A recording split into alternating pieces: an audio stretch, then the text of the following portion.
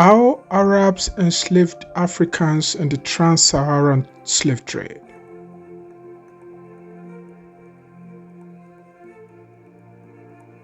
The 25th March is as usual commemorated as the day Britain officially abolished its slave trade in 1807. But how many recall that Arab slavers were the first and last in modern times to ship millions of Africans out of the continent as slaves, and that Arab slavers preferred more African women to men? Come with us as we scrutinize the archives and bring to you the harrowing experience of African slaves at the hands of Arab slavers. This is the history you did not hear in school.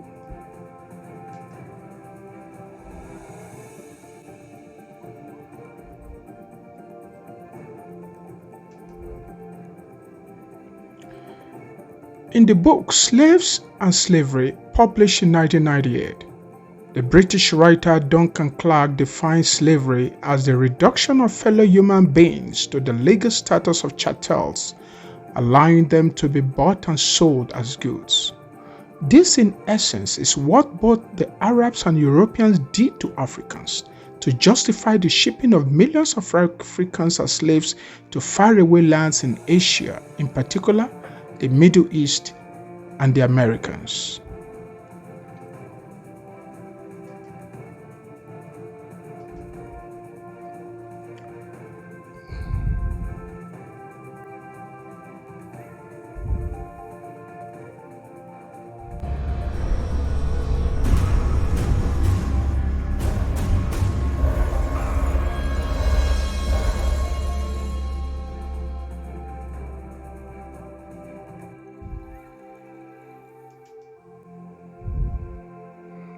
It should be noted that Africa became a source of slaves for the cultures of the Mediterranean world many centuries before the discovery of the Americas.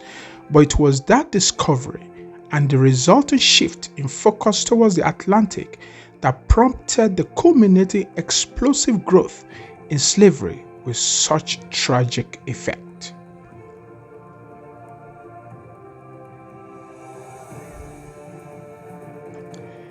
Then, between 1600 and 1800, another 1.4 million Africans were shipped out by the Arabs. The 19th century represented the highest point of the Arabian trade, where 12,000 Africans were shipped out every year. The total figure for the 19th century alone was 1.2 million slaves to Arabia. It is my belief, and that of many historians, however, that these figures were grossly understated, as the number of such Africans trafficked at this period was way higher than stated.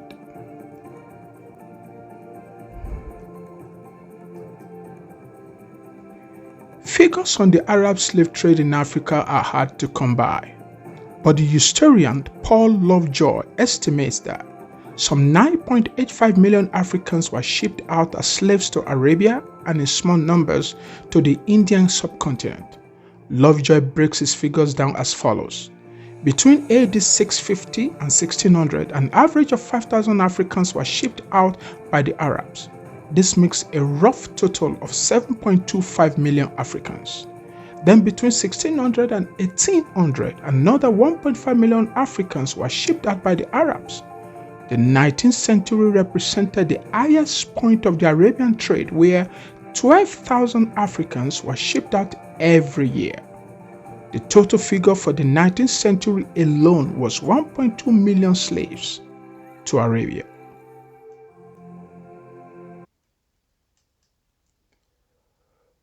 Thus, in terms of numbers, Arabia's 9.85 million is not far behind the conservative estimate of nearly 12 million African victims of the Atlantic slave trade. Some African historians, though, reject these figures on the grounds that they are too low. They suggest over 50 million Africans were shipped out during the transatlantic slave trade alone.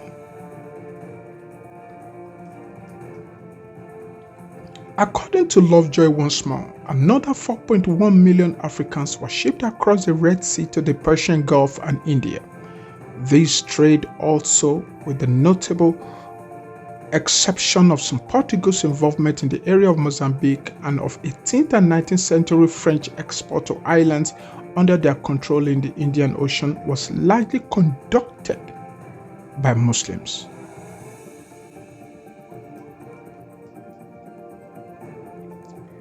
Throughout the 19th century, the Omani Arab rulers of Zanzibar shipped hundreds of thousands of African slaves to work on clove plantations on the island. It was this trade that gave Europe and America so much satisfaction after abolishing their own trade in African slaves, to highlight the wickedness of the Arab slavers who continued to enslave Africans well into the first decades of the 20th century. Even to this day, Arab slavers are still at work in Sudan and Mauritania, buying and selling black Africans.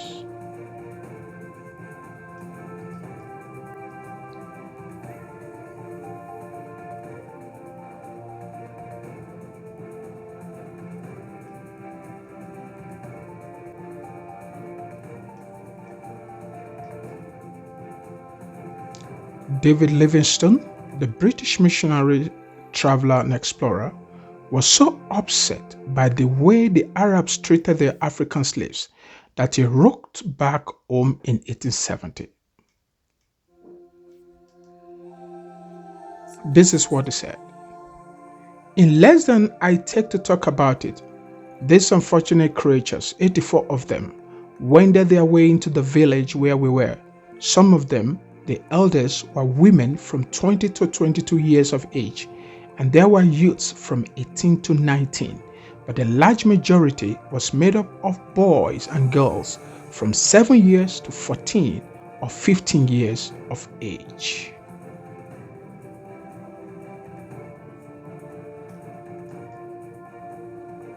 David wrote further, "A more terrible sin than these men, women, and children I do not think I ever came across.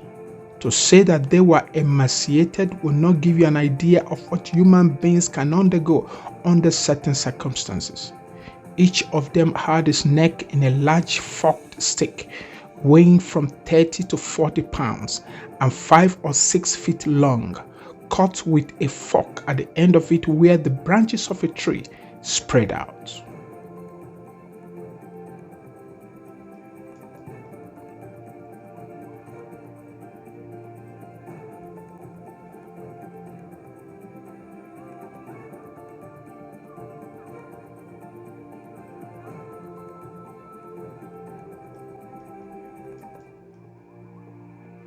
David continued to paint a graphic scene of what he observed. He said the women were tethered with bark thorns, which are of all things the most cruel to be tied with. Of course, they are soft and supple when first stripped off the trees, but a few hours in the sun make them about as hard as the iron round packing cases. The little children were fastened by thongs to their mothers.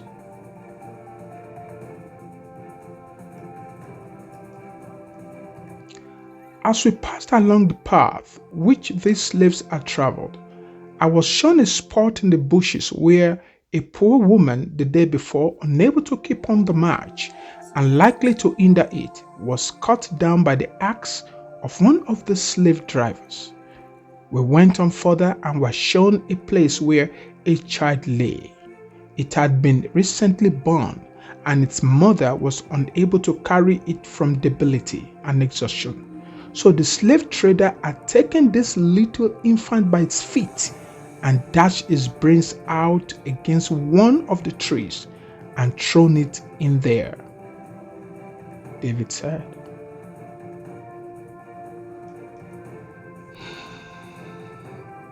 Such was the brutality meted out to the Africans by the Arabs. Like the Atlantic trade, the Arabian trade, Middle Passage was equally as horrible and terrifying. The Middle Passage describes the harrowing journey lasting several months from Africa's west coast to the Americas, during which millions of Africans, packed like sardines in the slave ships, died of thirst, hunger, rough seas, and sometimes from the sheer brutality inflicted by the European slavers.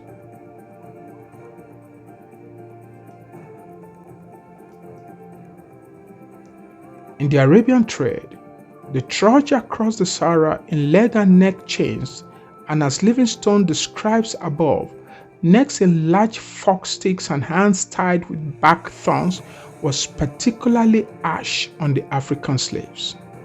Says Duncan Clark, the hardships of these long marches across the desert were considerable, and much later travelers reported that the roads were lined with the parched skeletons of those who succumbed to the exhaustion and thirst along the way.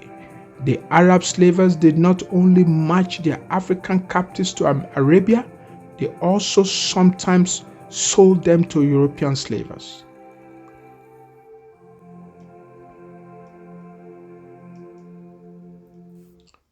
We all recognize that in modern times, the popular image of African slavery springs from the vision of a tormented male suffering under the lash of unseasoned labor on some New World sugar plantation. Yet, the real face of servitude finds its focus in the forced migration of millions of girls and young women across the Sahara and the Horn of Africa into the institutions of Islamic concubinage in the hands of the Arabs.